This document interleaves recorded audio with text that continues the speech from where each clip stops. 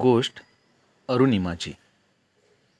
लेखिका सुप्रिया खोत. जन्म 1980. प्रसिद्ध लेखिका. विविध वृत्तपत्रांतून व मासिकांतून लेखन. महाराष्ट्र टाइम्स, पुढारी, कृषीवल यांसारख्या विविध वृत्तपत्रांमधून सदर लेखन. छात्र प्रबोधन, पुणे येथे सहाय्यक संपादिका म्हणून काही काळ कार्यरत. जिद्द, चिकाटी, दुर्दम्य महत्त्वाकांक्षा, प्रयत्नवाद यांचे मूर्तिमंत उदाहरण म्हणजे अरुणिमा. अपघातामुळे अपंगत्व आलेल्या अरुणिमाने आयुष्यात हार तर मानली नाहीच, उलट ध्येयाचे उंच शिखर गाठण्यासाठी ती सज्ज झाली. एव्हरेस्ट गाठणे हे भल्या भल्यांचे स्वप्न असते, पण सकारात्मक दृष्टीने अरुणिमाने हे स्वप्न सत्यात उतरवले. या पाठात अरुणिमा स्वतःवर आलेल्या संकटात तिला गमवाव्या लागणाऱ्या पायांसाठी सहानुभूतीची अपेक्षा करताना दिसत नाही, तर प्रतिकूल परिस्थितीवर मात करून ध्येय गाठण्याचा आदर्श तुमच्यासमोर ठेवते. किंबहुना आपल्या प्रत्येकात एक जिद्दी अरुणिमा असतेच. तुमच्यातल्या अरुणिमाचा शोध घ्या. ध्येय साध्य करताना आलेली निष्फळता म्हणजे अपयश नव्हे, तर कमकुवत ध्येय म्हणजे अपयश. हे कायम लक्षात ठेवा, असे अरुणिमा सांगते. दोस्तांनो, मी अरुणिमा सिन्हा. आज तुम्ही गुगलवर शोधले तर माउंट एव्हरेस्ट सर करणारी पहिली अपंग महिला आणि माउंट एव्हरेस्ट सर करणारी पहिली अपंग भारतीय असा उल्लेख जिचा दिसतो तीच मी. पण एक सांगू, मी काही जन्मजात अपंग वगैरे नव्हते. धडधाकट असल्यापासूनची गोष्ट आज मी सांगणार आहे तुम्हाला. लखनौपासून 200 किमी अंतरावर असणारं आंबेडकर नगर हे माझं गाव. घरी मी, आई, लहान भाऊ. मोठ्या बहिणीचं लग्न झालेलं. माझे वडील मी लहान असतानाच देवाघरी गेले. आता भाईसाहेब, मोठ्या बहिणीचे पती, हेच काय ते आमच्या कुटुंबातले महत्त्वाचे निर्णय घेणारे. खेळांवर अतोनात प्रेम करणाऱ्या कुटुंबात मी जन्मले हे माझं अहोभाग्य. पण फुटबॉल आणि व्हॉलीबॉलची नॅशनल चॅम्पियनशिप मिळाल्यावर आता CISF ची नोकरी मिळते का बघ, म्हणजे खेळाशी जोडलेली राहशील. हा भाईसाहेबांनी दिलेला सल्ला मी शिरोधार्य मानला. त्यानुसार नोकरीसाठी अर्ज केला आणि कॉल लेटर आले देखील. पण फॉर्ममध्ये नेमकी माझी जन्मतारीखच चुकवलेली होती. हा घोळ निस्तरण्यासाठी दिल्लीला जाणे भाग होते. 11 एप्रिल 2011चा हा दिवस. लखनौ स्टेशन गर्दीनं फुललेलं. पद्मावती एक्सप्रेसमध्ये कसेबसे चढत गर्दीतून मुसंडी मारत शितापेने मी कॉर्नर सीट पटकावली. गाडीने वेग घेतला आणि माझे विचारचक्र सुरू झाले. बस, एवढे कागदपत्रांचे काम झाले की झालेच आपले पक्के. अचानक माझे लक्ष वेधून घेतले ते मला घेरून उभ्या असणाऱ्या तरुणाने. त्यांचे लक्ष माझ्या गळ्यातल्या सोन्याच्या चेनवर होते, पण मी काही कच्च्या गुरूची चेली नव्हते. त्यांनी डाव साधण्याचा प्रयत्न करताच जेवढी होती नव्हती तेवढी ताकद एकवटून मी माझ्याजवळ येणाऱ्या प्रत्येकाला लाथाबुक्क्यांचा प्रसाद द्यायला सुरुवात केली. आश्चर्य म्हणजे त्या डब्यातला प्रत्येकजण अन्यायाविरुद्ध लढणं हे जणू पाप आहे अशा चेहऱ्यानं मक्खपणे जागेवरच बसून राहिला. अखेर चोरांच्या सहनशक्तीचा अंत झाला. रात्रीच्या भयान अंधारात माझे दोन्ही हातपाय धरून त्या नराधमांनी मला चक्क चालत्या गाडीतून बाहेर फेकून दिलं. शेजारून जाणाऱ्या एका भरधाव रेल्वेवर मी आदळले आणि तिच्या वेगामुळे आणखी जोरात 2 धावपट्ट्यांच्या मध्ये उडून पडले. अरुणिमा, रेल्वे येते आणि तुझे पाय ट्रॅकवरून बाजूला घे, हा अंतर्मनातला संदेश मेंदूपर्यंत पोहोचतोय तोवर खूप उशीर झाला होता. त्याआधीच एक रेल्वे माझ्या पायांवरून धडधडत निघून गेली. त्यानंतर महिला आयोगाने प्रसिद्ध केलेल्या रिपोर्टनुसार तब्बल 49 रेल्वे गाड्या त्या रात्री माझ्या पायावर गेल्या. एका पायाच्या गुडघ्यापासून खालच्या हाडांचा तर चक्काचूर झालाच होता, पण दुसऱ्या पायाची दुरावस्था झालेली. त्या रात्री तब्बल 7 तास रेल्वेच्या धावपट्टीवर मदतीची याचना करत मी पडून राहिले. आश्चर्य म्हणजे माझी शुद्ध हरपली नव्हती आणि मेंदू पूर्णपणे तल्लखपणे तिथून सुटकेचा विचार करत होता. सगळीकडे उजाडलं आणि रेल्वेचे सफाई कामगार तिथं आले. हादरलेच ते मला तशा अवस्थेत पाहून. त्यांनी मला बरेली गावातील हॉस्पिटलमध्ये दाखल केलं आणि सुरू झाले दुर्दैवाचे दशावतार. बरेलीच्या त्या हॉस्पिटलमध्ये ना भूलतज्ज्ञ होता ना मला देण्यासाठी पुरेसे रक्त. सचिंत झालेल्या डॉक्टर व सहकाऱ्यांना मीच धीर दिला. डॉक्टर, नाहीतरी माझ्या पायाची चाळण झालेलीच आहे. आता भूल न देताच तुम्ही तो कापला तरी चालेल. डॉक्टर व त्यांच्या सहकाऱ्यांनी स्वतःचे एक युनिट रक्त मला दिले आणि माझ्या देखतच माझा पाय कापला गेला.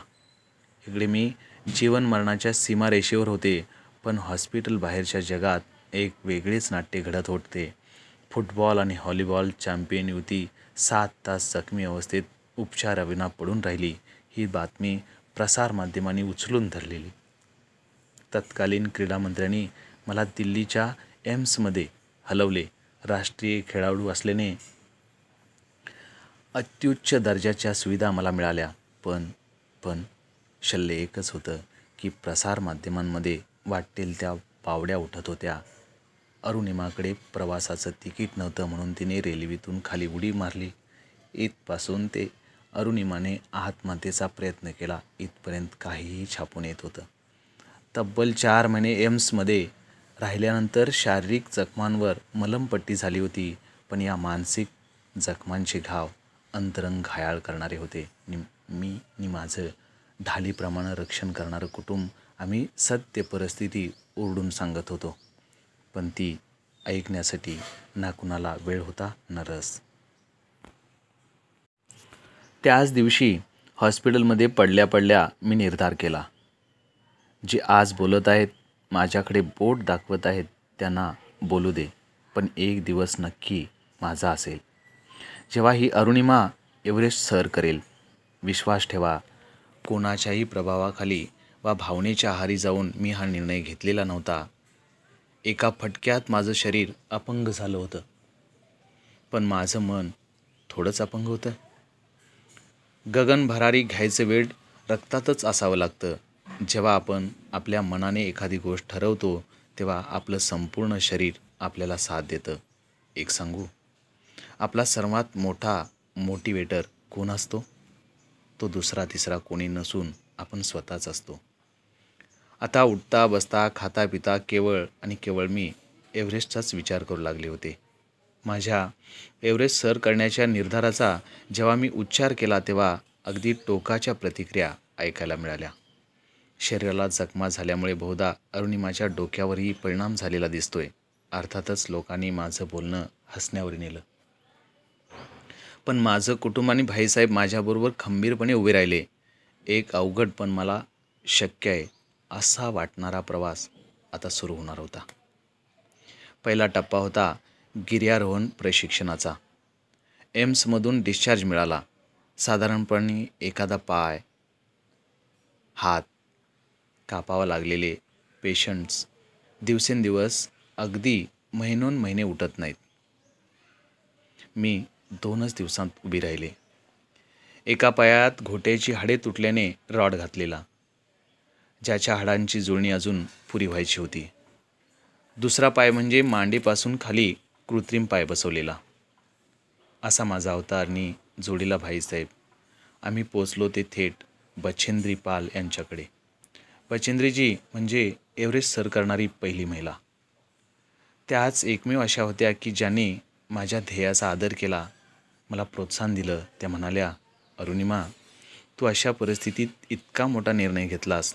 तुला ठाऊक आहे, तुझ्या आतलं एव्हरेस्ट तू केव्हा सर केलायस. आता तुला एव्हरेस्ट सर करायचं आहे ते फक्त स्वतःला सिद्ध करायला, जगाला तू कोण आहेस हे दाखवून द्यायला. नेहरू गिरिभ्रमण प्रशिक्षण केंद्र बहुधा आशिया खंडातील सर्वोत्तम असावं. इथे माझे 1.5 वर्षांसाठी खडतर प्रशिक्षण सुरू झाले. छोटे पण बऱ्यापैकी धोकादायक पर्वत चढणे, जवळपास मरणप्राय कठीण अनुभव, ध्येयापासून विचलित करू पाहणारे कष्टदायी प्रशिक्षण, यातून मी तावून सुलाखून निघत होते. या प्रशिक्षणाच्या वेळी काही गोष्टी ठळकपणे लक्षात आल्या. सरावाच्या वेळी चढाई करताना माझ्या कृत्रिम पायाची टाच व चवडा ज्यावेळी मी जमिनीत रुतवत असे त्यावेळी ते सतत गोल फिरत, त्यामुळे तो पाय घट्ट रोवणे कठीण होऊन बसे. उजव्या पायाची हाडे एकत्रित राहण्यासाठी त्यात स्टीलचा रॉड घातलेला होता. त्यावर थोडा जरी दाब दिला गेला तर तीव्र वेदनांचे झटके बसत. माझ्या अशा अवस्थेमुळे प्रथम माझ्यासोबत माझा शेर्पा यायला तयारच होईना. साहजिकच आहे, जिथे अव्यंग धडधाकट माणसे गिरीभ्रमण करण्यास धजत नाहीत तिथे माझी काय कथा. पण माझ्या घरच्या लोकांनी माझ्या शेर्पाचे मन वळवले आणि मग तिथून पुढे सुरू झाली क्षणोक्षणी आव्हानांना भेटणारी जोशपूर्ण अशी 52 दिवसांची एक रोमांचकारी लढाई. प्रत्येक गिर्यारोहकाला शिखरापर्यंत पोहोचण्याआधी 4 बेस कॅम्प्स करावे लागतात. एकदा का तुम्ही कॅम्प 4ला पोचलात की तिथून शिखर 3500 फुटांवर आहे. पण जास्तीत जास्त मृत्यू याच टप्प्यात होतात म्हणून याला डेथ झोन म्हटले जाते. मला तुम्हाला सांगावंसं वाटतं की 4थ्या बेस कॅम्पला पोहोचेपर्यंत आधीच्या कॅम्प्समध्ये मी माझ्या सहकारी गिर्यारोहकांमध्ये नेहमीच पुढे असे. इतकी पुढे की लोक विचारत, मॅडम हर बार आप हमसे आगे रहते हो, आखिर खाते क्या हो भाई. मी अपंग, त्यात मुलगी, म्हणून कसल्याही प्रकारची सवलत किंवा सहानुभूती नको होती मला. कदाचित याच विचाराचं प्रतिबिंब माझ्या कृतीतून उमटत होतं. डेथ झोनची चढाई सुरू झाली. जिकडे तिकडे मृतदेहांचा खच पडलेला, हाडं गोठवणारी थंडी, मृत्यूचं जवळून दर्शन होत होतं. मला आदल्या रात्री भेटलेला बांगलादेशी गिर्यारोहक मृत्युमुखी पडलेला दिसला. पोटातून उसळून वर येणाऱ्या भीतीला मी आवर घालत होते. तुला मरायचं नाही अरुणिमा. अंतर्मनाला वारंवार मी हेच बजावत होते. खरं सांगते, आपलं मन जसं सांगतं तसंच, अगदी तसंच आपलं शरीर वागतं. 21 मे 2013ला चढाईचा अगदी शेवटला टप्पा आला. अरुणिमा, तुझा ऑक्सिजनचा साठा अतिशय कमी झाला आहे. आत्ताच मागे फिर. एव्हरेस्ट तू पुन्हा चढू शकशील. शेर्पा कळकळीने बजावत होता. पण अंतर्मनात कुठेतरी मला ठाऊक होतं की नाऊ ऑर नेव्हर. आता अगदी या क्षणी जर मी एव्हरेस्ट सर केलं नाही तर माझ्या लेखी माझ्या शरीराने मृत्यूला कवटाळण्यासारखेच होते ना. शिवाय पुन्हा एकदा इतकी सगळी स्पॉन्सरशिप उभी करणं या अग्निदिव्याला तोंड द्यावं लागलंच असतं. अखेर मी एव्हरेस्ट शिखरावर पोचले. हा ऐतिहासिक क्षण कॅमेऱ्यात साठवण्याची मी शेर्पाला विनंती केली. फोटोसाठी माझा शेवटचा साठा उरलेला ऑक्सिजन मास्क मी काढला. मी अशीने तशी मरणारच होते तर मग माझ्या यशाचे पुरावे असणं अत्यावश्यक होतं. फोटोनंतर शेर्पाला मी व्हिडिओ क्लिप घेण्यासाठी तयार केलं. आधीच पित्त खवळलेल्या शेर्पानं चिडत चिडत का असेना पण व्हिडिओ घेतला. अखेर मी भारताचा ध्वज एव्हरेस्टवर फडकवला. आता मी उतरू लागले होते. जेमतेम 40-50 पावलांवरच माझा ऑक्सिजन साठा संपला. एक सांगू, लक, भाग्य, किस्मत, डेस्टिनी असल्या भाकड शब्दांना मी नाही मानत. पण फॉर्च्यून फेवर्स द ब्रेव्स यावर माझा पूर्ण विश्वास आहे. जेव्हा मी गुदमरू लागले, श्वास घेण्याचा प्रयत्न करू लागले, अगदी त्याच वेळी एका ब्रिटिश माणसाने ओझे होते म्हणून फेकून दिलेला जास्तीचा एक ऑक्सिजन सिलेंडर आम्हाला दिसला. माझ्या शेर्पाने तो चटकन मला अडकवला. सावकाश आम्ही त्या डेथ झोनमधून सही सलामत खाली उतरलो. वर चढण्यापेक्षा खाली उतरताना होणाऱ्या मृत्यूंचे प्रमाण जास्त होते आणि आम्ही ते ओलांडून आलो होतो. माझा दिवस अखेर आला होता.